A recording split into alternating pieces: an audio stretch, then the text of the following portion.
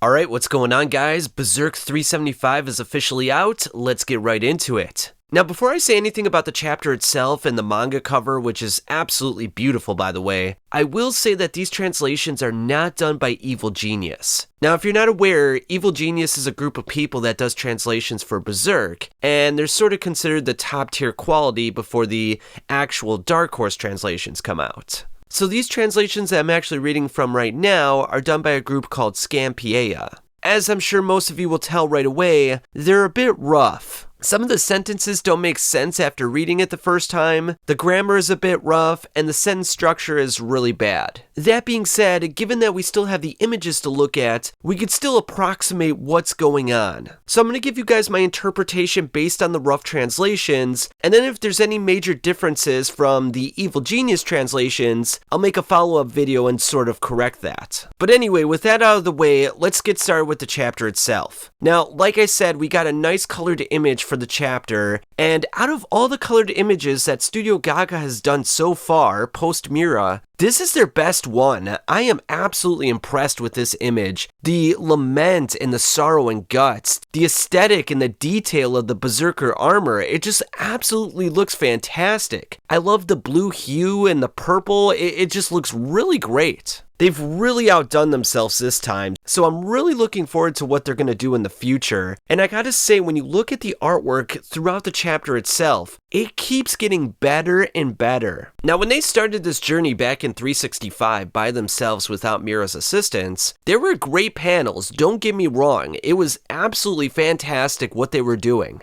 But there were some that didn't have that Mira-esque sort of flair to it.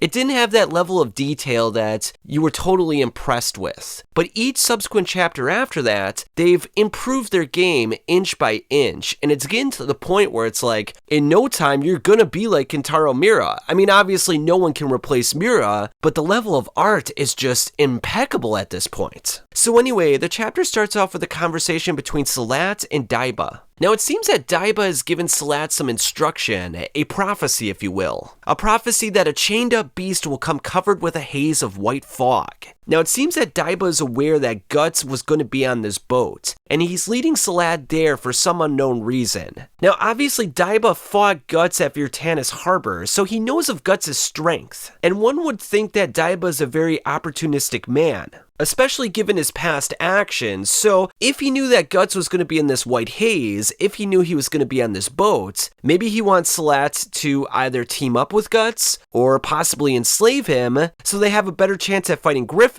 and the Band of the Falcon. Now, based on the cryptic description that Daiba gave to him, Salat is wondering to himself, is this one of the Falcon's boats? Is this one of the boats of Griffith? Yet Daiba tries to remind him that Falconia is thousands of miles away, so for them to have a boat out here would be very unlikely. It's most likely a boat that was trying to escape from the Beast of Fantasia. Now, Salat reminds Daiba that it's a very exaggerated, very deliberate, very risky move to move a significant portion of the Navy like this for just one boat vessel. But Daiba just kind of cackles to himself. He obviously knows something about the seahorse that Salat does not. And it's most likely that he knows that Guts is on the seahorse. Now again, what Daiba has in store for Guts, that has yet to be seen. But it definitely seems a little fiendish. It definitely seems like he's being a little nefarious right now. And with that, we finally see the Kushan warriors, with chains in their hands, pulling Guts out of his hiding spot. And Guts is laboring, he's sweating, he doesn't look like he's in his right mind, he's got his eyes closed. It's just a very sad and lamentable situation that Guts is in right now. And I will say, guys, that when I was talking about Studio Gaga's improvement, this is what I'm talking about. I mean, look at the level of detail in this image. I mean, it's absolutely fantastic. They've really stepped up their game in many regards. So shout out to Studio Gaga and Koji Mori. This looks absolutely awesome. Now, upon seeing Guts walking out of his hiding spot, we see that Roderick, Magnifico, Serpico, Isidro, they're all shocked. They're like, what's going on here? In fact, Serpico is like, the Guts that we know, the guy that's always getting angry and always fighting against life's perils is just accepting his situation. And while Guts is walking, one of the soldiers decides to pull one of the chains on his legs, and it makes Guts fall directly on his face. And we see that Morta, Farnese, Roderick, they're all just wincing. They're like, what the heck is going on here? Why is Guts allowing this to happen? Why is he not using the armor? Why is he not trying to do anything right now? And Isidro just becomes absolutely enraged. He's not going to let this go by without saying something. He's been with Guts for so long now. He's seen him fight so much worse than these Kushan warriors. And he literally screams to him, what the heck happened to you? And he even encourages Guts to just knock him out. I mean, he's fought way worse than these Kushan warriors. But before he can say anything further, one of the Kushan warriors takes the back of Isidro's head and smashes it into the ground.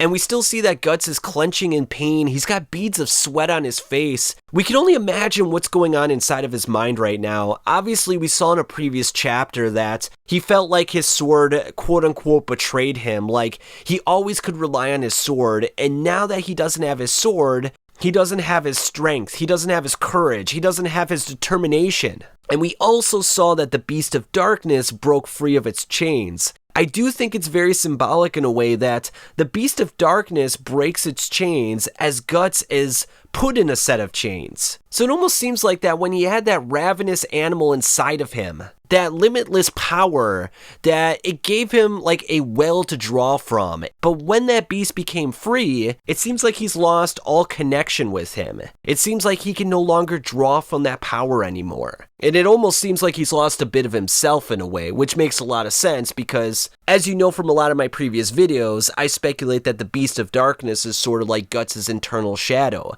It's a part of him in a way. A separate part, but still a part of him. And losing that portion of himself has significant consequences upon his internal psyche. Now, Isidro continues to call out to Guts with tears in his eyes. He wants him to do something, but the Kushan warrior just keeps smashing his face into the ground. We then see that Rickert is moving through the crowd. He wants to approach Guts. And as he begins to pull off his helmet and his veil, he's like, I'm surprised, Guts.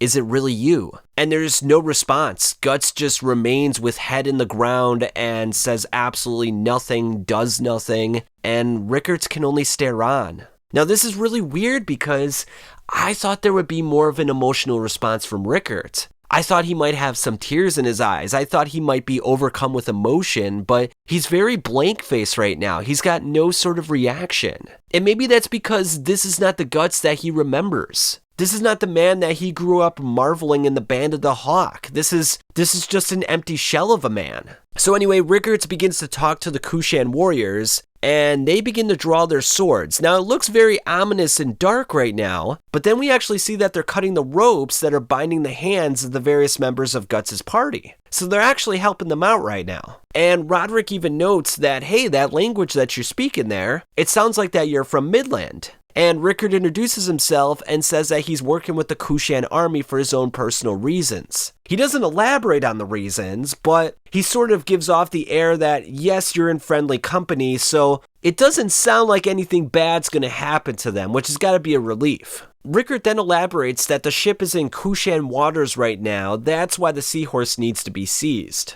Now, Salat finally realizes that Daiba moved the Navy to capture the Black Swordsman. And even though this seems like a very pivotal win for the Kushan army, now that they have the Black Swordsman under their control, Salat still thinks to himself that Daiba was one of the confidants of Ganishka. And Ganishka was a Dread Emperor, so for Daiba to be so close to him makes him a bit leery of Daiba's sort of internal machinations. Like, what could he be planning here? What kind of power might he be trying to extract from Guts? Is it for his own personal gain? Is it for the personal gain of the Kushan Empire? We just don't really know at this point, but we do know that Salat is very leery of him, which is probably a good position to have, because, you know, the way that Daiba talked to Guts at Virtanis Harbor leads me to believe that he might be a very opportunistic man, and if he could seize power for himself, he might just do that. In fact, Salat even refers to him as a bottomless man. So he obviously doesn't think much of him.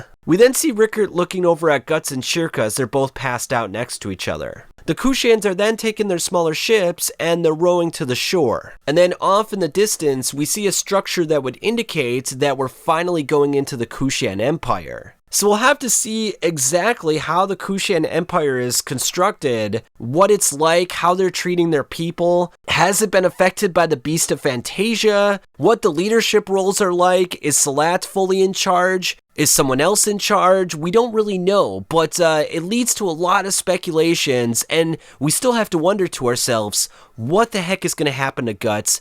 What is Daiba's plans with him? What is Salat's plans with him? I mean, we know that Daiba made a man-made Bailet. Now, as a reminder, the man-made Bailet was also known as a demon womb, or a reincarnation vessel. It was created from the still-living bodies of apostles, patched and chained together into a vat that was filled with amniotic fluid. And we saw this because the amniotic fluid was taken from the women who were pregnant. The fluid was spilled into the vessel, and then the children were turned into demon children. This was used to create the Daka, a demon army for Ganishka. And it was later used by Ganishka himself to transcend apostlehood, to turn into Shiva. What I'm trying to insinuate is that Daiba has some very evil machinations, and it's very possible that he might even use Guts to turn him into some sort of demon creature. He might even try to extract the Beast of Darkness from Guts to use it for his own purposes. And I have to think that Salat would not be in favor of this. I have to think that Salat would intervene at some point. Because in chapter 233, when Salat saw this abomination, he was horrified by it. He was not a fan whatsoever, and this has got to be in the back of his mind. He's got to know